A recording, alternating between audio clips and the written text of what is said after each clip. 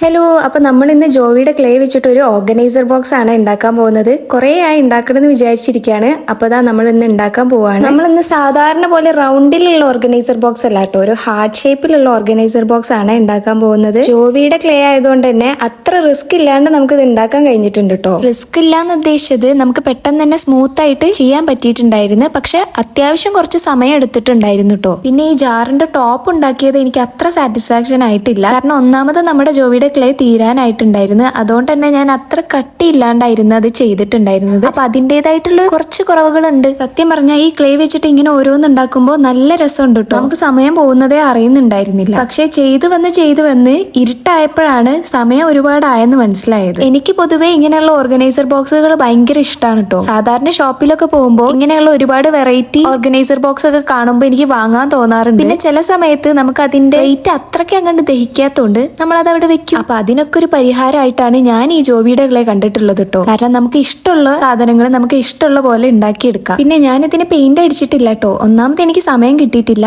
പിന്നെ രണ്ടാമത് എന്താ വെച്ചിട്ടുണ്ടെങ്കിൽ ഒന്ന് കൺഫ്യൂഷൻ ആയിട്ടിരിക്കുകയാണ്. ഇത് ഇങ്ങനെ വൈറ്റ് കളറിൽ കാണാനും ഭംഗിയുണ്ട്. ഇനി ഇത് പെയിന്റ് അടിച്ച് കുളമാക്കണോ എന്നുള്ളൊരു തോന്നലുണ്ട്. അപ്പൊ നിങ്ങൾ എന്തായാലും കമന്റ് ചെയ്യണേ, പെയിന്റ് അടിക്കണോ വേണ്ടേ എന്നുള്ളത്. ഇനി പെയിന്റ് അടിക്കുകയാണെങ്കിൽ ഞാൻ ഈ വൈറ്റ് കളർ കളയണമെന്ന് വിചാരിക്കുന്നില്ല. എന്തായാലും നിങ്ങൾക്ക് ഇഷ്ടമുള്ളത് കമന്റ് ചെയ്യാൻ മറക്കണ്ട കേട്ടോ. അങ്ങനെ നമ്മുടെ ക്ലേ ഇവിടെ ഡ്രൈ ആയി കിട്ടിയിട്ടുണ്ട്. നല്ല അടിപൊളിയായി കിട്ടിയിട്ടുണ്ട് കേട്ടോ. എനിക്ക് എന്തായാലും ഭയങ്കരമായിട്ട് ഇഷ്ടപ്പെട്ടിട്ടുണ്ട്. നിങ്ങൾക്ക് ഇഷ്ടപ്പെട്ടിട്ടുണ്ടെങ്കിൽ ലൈക്ക് ചെയ്യാൻ ഒട്ടും മറക്കരുത്. പിന്നെ കമന്റ് ചെയ്യാനും മറക്കണ്ട, സബ്സ്ക്രൈബ് ചെയ്യാനും മറക്കരുത്. ശരി, അടുത്ത വീഡിയോയിൽ കാണാം.